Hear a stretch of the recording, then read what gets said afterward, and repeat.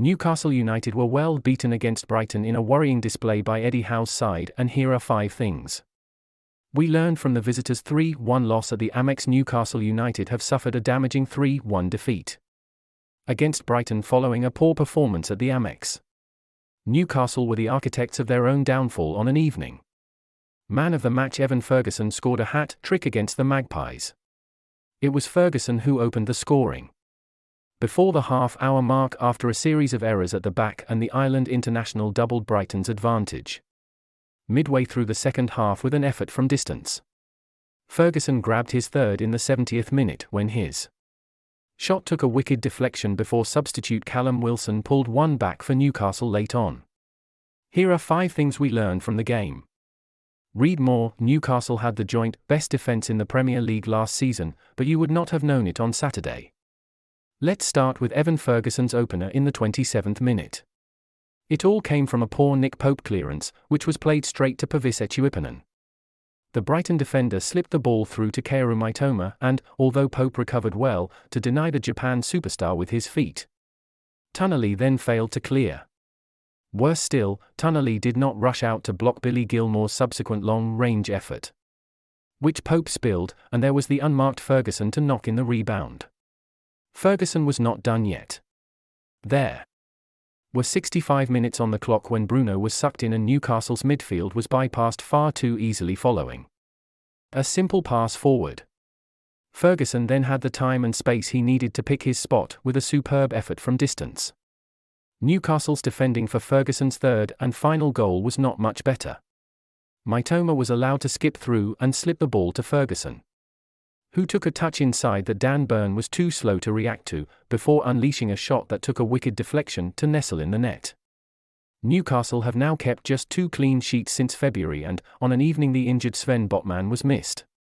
The club's failure to bring in a centre-back came under the microscope just a day after the window shut, as owners Amanda Staveley and Medad Godesi watched on from the director's box. In some ways this was a test of what was to come with those European nights following the understandable excitement surrounding Newcastle's Champions League draw and the group schedule being announced hours before this game. Could Newcastle quickly refocus on domestic matters and respond to that painful defeat against Liverpool less than a week earlier? That was the priority, after all, particularly in the final game before the international break. However, after failing to make the most of a promising start, where the visitors pressed high and unnerved Brighton's backline, Newcastle dropped off, gave the ball away and made it so easy for Brighton, who gave the visitors a footballing lesson. Given how resilient Newcastle had been under Howe, what was striking was how the game got away from the Magpies. Yes, this has been a tough run of fixtures, but Newcastle have now lost 3 of their opening 4 league games before the matches really start to pile up with Champions League games and domestic cup clashes. To put that run of defeats into context, Newcastle lost 5 league games full stop during the whole of the previous campaign. They looked miles off that side as Brighton fans taunted, "Champions League? You're having a laugh." Having had 23 shots against 10-man Liverpool last week, Newcastle repeatedly missed the chance to put the game to bed before clinical substitute Darwin Núñez turned the score line on its head for the visitors. Newcastle could ill afford to be so wasteful against free-scoring Brighton, but Alexander Isak spurned 2 opportunities in the opening stages that the record signing would usually slot home. There was just a minute on the clock when Bruno Guimaraes' superb through ball cut Brighton open and sent Isak through. But the hesitant Sweden international took a touch too many and allowed Jan-Paul van Heck to get back just as the Newcastle front man was about to pull the trigger. That chance may have still been on Isak's mind. A couple of minutes later when Sandro Tunnelly blocked a Brighton clearance and pulled the ball back to his team mate, but the striker fired wide. Isak turned provider in the 17th minute when he slalomed through and cut the ball across the box. But no one gambled to arrive late into the box to knock it in. The same thing happened after Newcastle went behind and this time, Tunnelly pulled the ball back across the box. Again, no one gambled. On the one occasion Newcastle finally managed to find a man inside the box. When substitute Elliot Anderson picked out Anthony Gordon in the second half, the winger failed to hit the target.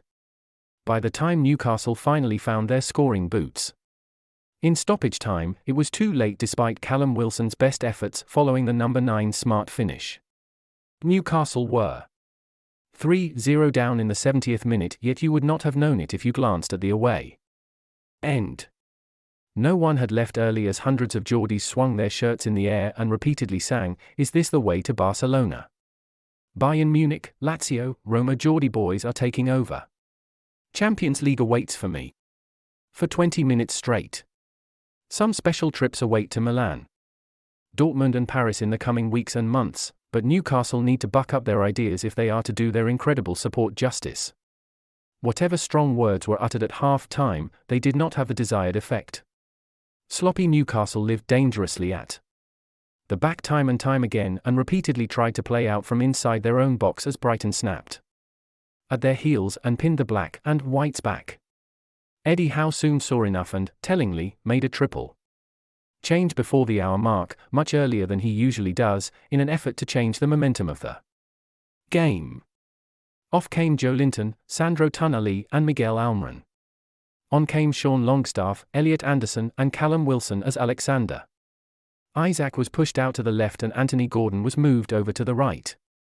Having seen his substitutions come under scrutiny against Liverpool, Howe tried something different to wrestle momentum back.